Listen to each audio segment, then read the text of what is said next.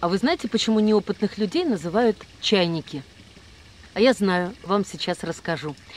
Это выражение пришло к нам от альпинистов.